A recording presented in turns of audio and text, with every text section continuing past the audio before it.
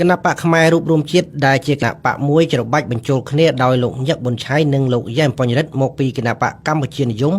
ដែលបែកចេញពីអតីតគណៈបកសង្គ្រោះជាតិនោះបានអំពាវនាវឲ្យរដ្ឋាភិបាលថ្មីដឹកនាំដោយនាយករដ្ឋមន្ត្រីថ្មី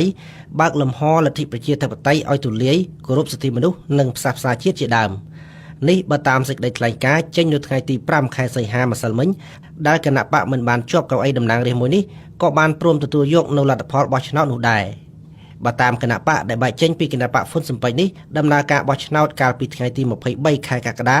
គឺបានប្រព្រឹត្តទៅដោយគ្មានហិង្សាដោយសន្តិវិធី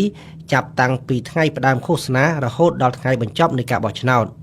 ប៉ុន្តែគណៈបកផ្នែករូបរមជាតិក៏បានសម្ដែងការខកចិត្តដែរដែលខ្លួនមិនបានកៅអីតំណាងរាស្ត្រសូម្បីតែមួយ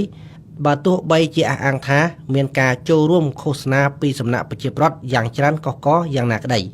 សូមបញ្ជាក់ថាគណៈបកផ្នែករូបរមជាតិមិនដែលធ្លាប់ស្គាល់កៅអីតំណាងរាស្ត្រម្ដងនៅឡើយទេតាំងពីគណៈបកនេះបង្កើតឡើងមកគឺបន្ទាប់ពីចែកផ្លូវគ្នាជាមួយគណៈបកហ៊ុនស៊ិនប៉ិចប៉ុន្តែក្រោយចែកផ្លូវគ្នាដែរគណៈបករាជានិយមហ៊ុនស៊ិនប៉ិចទើបមានឱកាសស្គាល់កៅអីតំណាងរាស្ត្រឡើងវិញនៅអាណត្តិទី7នេះបាន5អាសនៈបន្ទាប់ពីមិនបានជាប់ឆ្នោតពីអាណត្តិជាប់គ្នាតាំងពីឆ្នាំ2013និងឆ្នាំ2018បើទោះជាយ៉ាងណាក៏ដោយផ្អែកតាមលទ្ធផលនៃការបោះឆ្នោតកាលពីថ្ងៃទី23ខែកក្កដា